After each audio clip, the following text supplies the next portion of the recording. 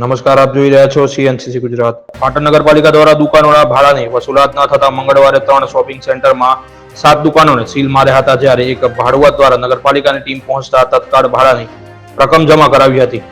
એક બંધ દુકાન મહિલા કોર્પોરેટરના પતિના નામે છે, તેણે પણ સીલ કરાઈ હતી. આગામી દિવસોમાં અન્ય બાકીદાર ભાડુઆતોની નોટિસ અપાશે તેમ પાલિકાના સૂત્રે જણાવ્યું હતું.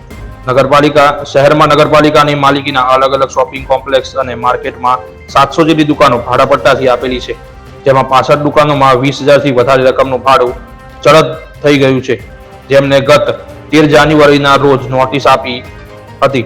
તે પછી પણ ભાડાની રકમ જમા ન કરાતા મંગળવારે નગરપાલિકા બાંધકામ શાખાના મહેન્દ્રભાઈ પટેલ, ઋત્વિક દેસાઈ, વેરા શાખાના લક્ષ્મણભાઈ પટેલ, સચિન પટણી સહિતની ટીમ દ્વારા મહાત્મા ગાંધી માર્કેટમાં 3 અને વાદી સોસાયટી શોપિંગ કોમ્પ્લેક્સમાં 3 દુકાનો, જ્યારે રેલવે ગરનાળા પાસે આવેલ મીટર હાઉસમાં 1 દુકાન સીલ કરી હતી. Bureau chief, CNCC Gujarat, Patan.